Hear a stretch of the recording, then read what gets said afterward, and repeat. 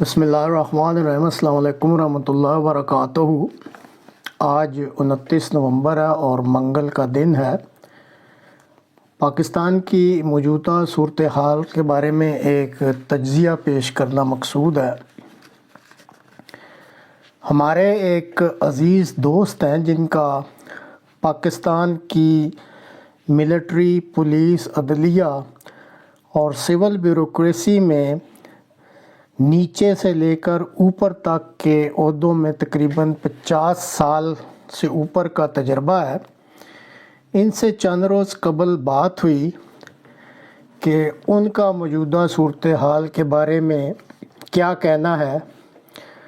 تو بے اختیار کہنے لگے کہ اس وقت یہ ملک irreparable ہو چکا ہے، یعنی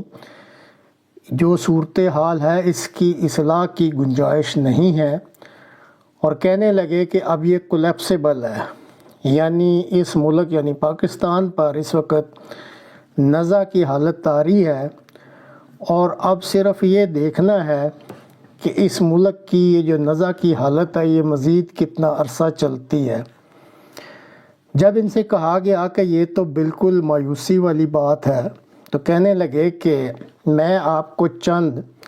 چشم کشا حقائق بتاتا ہوں، ان کا جائزہ لے لیں اور خود دیکھ لیں کیا ان حقائق کی روشنی میں آپ کی نظر میں اس ملک میں کسی قسم کی بہتری یا اصلاح کی امید رکھی جا سکتی ہے یا نہیں۔ اور پھر انہوں نے چند چشم کشا حقائق سامنے رکھے۔ کہنے لگے کہ آپ اس وقت سب سے پہلے فوج کی مثال لے لیں، پاکستانی فوج کی۔ اس ادارہ کو خامیوں کے باوجود اب تک قابل تکریم ادارہ سمجھا جاتا تھا، اور ملک کی سلامتی کو اس ادارہ سے ایک خاص تعلق کی نسبت سے جوڑا جاتا تھا۔ لیکن پچھلے 8 ماہ سے اس ادارہ کی جو مٹی پلید کی گئی ہے، پاکستان کی تاریخ میں ایسا پہلے کبھی نہیں ہوا۔ اس ادارہ کے سربراہ پر اخلاقی، انسانی حقوق کی پامالی اور بددیانتی پر مبنی جو الزامات لگائے گئے ہیں، ان الزامات کی وجہ سے اس ادارہ کے سربراہ اور دیگر جو سرکردہ جرنیل ہیں ان کے کردار پر بھی بہت ہی بڑے بڑے سوالات اٹھ گئے ہیں۔ عوام کے ٹیکسوں سے تنخواہ لینے والے یہ افراد اس ملک کے عوام کے ساتھ کیسا سلوک روا رکھے ہوئے ہیں، ان واقعات نے اس ادارہ میں جو یہ ادارہ ہے فوج کا، اس کے بارے میں عوام الناس میں نفرت میں کافی زیادہ اضافہ کر دیا ہے۔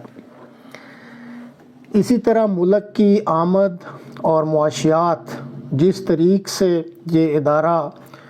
ان معاشی ریسورسز، وسائل اور آمد پر قابض ہے، اس نے بھی اس ادارہ پر اعتماد کو کافی متزلزل کر دیا ہے۔ اور سب چیزوں کے باوجود وہ کہتے ہیں کہ ان حقائق کے باوجود ایک جو اور چیز سامنے آئی ہے کہ یہ باتیں سب سرکردہ جرنیلوں کو پتہ ہے اس ادارہ کا کہ کیا ہو رہا ہے، لیکن اس کے باوجود اصلاح کے لیے کسی طرف سے کوئی کوشش نہیں کی گئی۔ حال ہی میں سپہ سالار کی تبدیلی کے لیے جو حربے استعمال کیے گئے اور جس طرح کی بلیک میلنگ کر کے نئے چیف کی تعیناتی کو یقینی بنایا گیا، اس نے اس ادارہ کی رہی صحیح ساکھ بھی ختم کر دی ہے۔ اب جو نیا چیف بنایا گیا ہے بلیک میلنگ کے ذریعے، اس شخص کو خود علم تھا کہ وہ 27 نومبر کو ریٹائر ہو رہا ہے، لیکن اس حقیقت کو جاننے کے باوجود سب کچھ دیکھتے ہوئے وہ یہ بلیک میلنگ ہوتی دیکھتے رہے، اور پھر انہوں نے اس عہدہ کو قبول کر لیا۔ اب آپ خود بتائیں کہ ایک ایسا سربراہ جس کو علم ہے کہ اس نے 2 دن پہلے ریٹائر ہو جانا ہے، اس کے باوجود وہ بلیک میلنگ ہوتی دیکھتا ہے اور اس کو قبول کرتے ہوئے یہ سربراہ کا عہدہ قبول کرتا ہے، تو آپ اس سے اصلاح احوال کی کیا توقع رکھ سکتے ہیں؟ اسی طرح اس فوج کے جو سرکردہ جرنیل ہیں، جن کے علم میں یہ سب حقائق ہیں کہ ان کا سربراہ جو ہے وہ کیا کرتا رہا ہے اور کیا کیا اس پہ الزامات تھے، لیکن کسی بھی ایک بھی جرنیل میں اتنی اخلاقی جرات پیدا نہ ہوئی کہ وہ اس کے خلاف آواز بلند کرتا اور احتجاجاً مستعفی ہو جاتا۔ صاحبزادہ یعقوب علی خان والا باعزت طریقہ اس فوج کے کسی جرنیل نے نہیں اپنایا۔ اب اسی ادارہ کے سرکردہ افسران انسانی حقوق اور اظہار رائے کی آزادی کا دن دہاڑے قتل کرتے ہیں، خون کر رہے ہیں، اور ادارہ کے سرکردہ سربراہان کو اس چیز کا سارا علم بھی ہے، لیکن کیا مجال ہے کہ کسی پر کسی قسم کا کوئی اثر ہو۔ تو یہ دوست کہنے لگے کہ جب اس ملک کی بقا کے لیے ذمہ دار یہ جو پاک فوج کا ادارہ ہے، اس کے جرنیلوں نے اس کا یہ حال کر دیا ہے، تو مجھے صرف یہ بتائیں کہ یہ پھر ملک آگے کیسے چلے گا۔ پھر کہنے لگے کہ اب آپ عدلیہ کو دیکھ لیں، دنیا بھر میں پاکستان کی عدلیہ 134 نمبر سے بھی نیچے ہے۔ اس عدلیہ میں اوپر سے نیچے تک سب کرپٹ اور بددیانت ہیں۔ آپ بے شک ثبوت بھی مہیا کر دیں، لیکن آپ کو کبھی انصاف نہیں ملے گا۔ حال ہی میں ارشد شریف کو شہید کر دیا گیا، ان کے پاس سارے ثبوت موجود ہیں، لیکن بتائیں کیا کوئی ٹس سے مس ہو رہا ہے؟ ایک اینکر پرسن عمران ریاض نے اگلے دن یہ اپیل کی کہ چیف جسٹس کو ارشد شریف شہید کے بارے میں کمیشن بنانے کے لیے عوام الناس خط لکھیں۔ اب بلا جہاں بے حس دیواریں ہوں، اور یہ بالکل وہی یہ جو جسٹس صاحبان ہیں یہ بے حس دیواریں ہیں، ان کو آپ جتنے مرضی خط لکھ دیں یا جتنی مرضی اپیلیں کر لیں، ان پر کوئی اثر نہیں ہونا، اور یہ پچھلے کئی دہائیوں سے یہ دیکھنے میں آ رہا ہے۔ تو اس لیے وہ کہنے لگے کہ یہ اس اینکر پرسن عمران خان یا عمران ریاض خان کی بھول ہے کہ کوئی اس طرح کی چٹھی لکھ کے یا کوئی اپیل کر کے ان پہ کوئی اثر ہوگا۔ آپ بے شک عطا بندیال، فائز عیسیٰ یا ترمن اللہ کو لے لیں، آپ کو نظر آئے گا کہ یہ سب کے سب ایک ہی تھیلی کے چٹے بٹے ہیں۔ اس وقت سب کو اپنی کرسی اور مالی منفعت عزیز ہے۔ انصاف کس چڑیا کا نام ہے؟ پاکستان کے عدالتی نظام میں ایسی کوئی چڑیا ہے ہی نہیں، تو آپ ڈھونڈیں گے کہاں؟ یہ بددیانت اور کرپٹ جو عدلیہ کا نظام ہے یہ پچھلی کئی دہائیوں سے جاری ہے، اور جو جج صاحبان اپنی باری کے لیے لائن میں لگے ہوئے ہیں وہ بھی اسی کرپٹ اور بددیانت نظام کی پیداوار ہے۔ اس لیے قطعاً کوئی امید نہیں رکھی جا سکتی کہ ہماری عدلیہ میں کوئی بہتری آئے گی۔ تو کہنے لگے کہ عدلیہ ایک ملک کا جو اہم ادارہ ہوتا ہے اور اس کے نظام کو چلانے کے لیے اس کی بڑی اہمیت ہوتی ہے،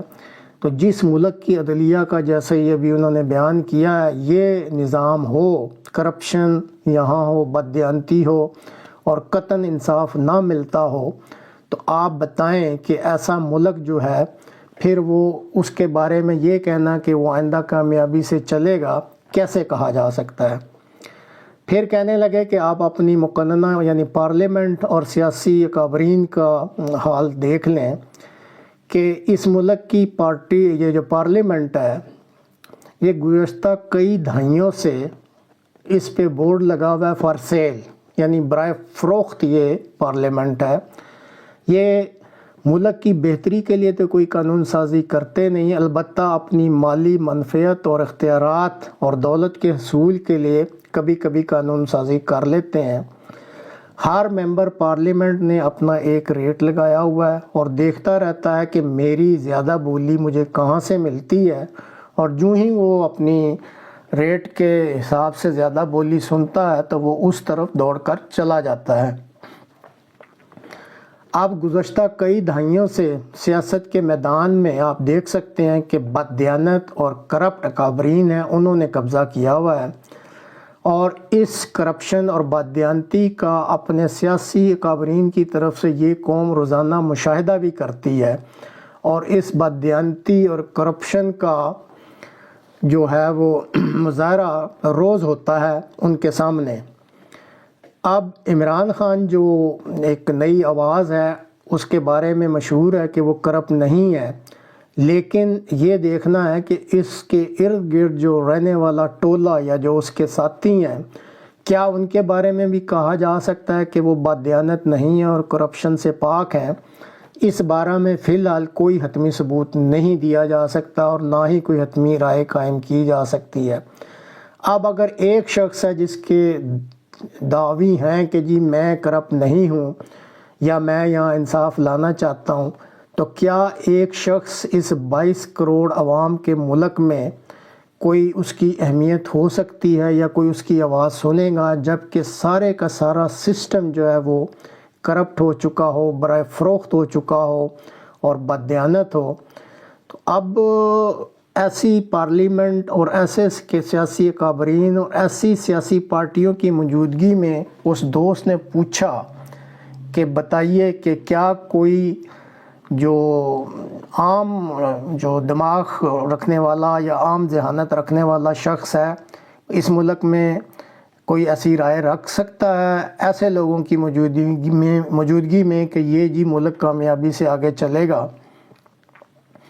اور آخر میں وہ کہنے لگے کہ پھر ہم عوام الناس پر آ جاتے ہیں کہ اب گزشتہ کئی دہائیوں سے یہی عوام الناس جب اپنی فوج، اپنی انتظامیہ اور عدلیہ، مقننہ اور سیاسی اکابرین، سول بیوروکریسی، اسی طرح پولیس وغیرہ کی بددیانتی اور کرپشن کا روزانہ مشاہدہ کرتی ہے اور تجربہ عوام کے سامنے جو ہے وہ آتا رہتا ہے، تو اس تجربے کی روشنی میں جو ان کو روزانہ ہوتا ہے یا جو وہ مشاہدہ کرتے ہیں، اس کی روشنی میں اب عوام الناس کی اپنی جو بہت بڑی تعداد ہے وہ بھی بددیانت اور کرپٹ ہو چکی ہے، اور اب انہوں نے اس حقیقت کو تسلیم کر لیا ہے کہ پاکستان میں زندگی گزارنے کے لیے ایک حقیقت ہے کہ آپ کو بددیانت اور کرپٹ ہونا پڑے گا، کیونکہ انہیں یہ سمجھ آ گئی ہے کہ اس ملک میں پیسے اور طاقت کے بل بوتے پر ہر کام ہو بھی سکتا ہے اور کرایا بھی جا سکتا ہے۔ تو اس حقیقت کو پا لینے کے بعد، کیونکہ یہ ایک زمینی حقیقت ہے، ہر کوئی، یہ جو عوام الناس میں سے بھی ہے، ہر کوئی آپ کو نہ پیسے کے پیچھے یا طاقت کے پیچھے دوڑتا نظر آتا ہے۔ تو اب یہ باتیں کرنے کے بعد وہ جو ہمارے عزیز دوست ہیں وہ کہنے لگے کہ آپ خود بالکل ایک غیر جانبدارانہ دماغ رکھتے ہوئے یا خیال رکھتے ہوئے ان حقائق کو ٹھنڈے دل سے ان پر غور کریں اور مجھے بتائیں کہ یہ جو میں نے آپ کے سامنے حقائق بیان کیے ہیں، ان کی موجودگی میں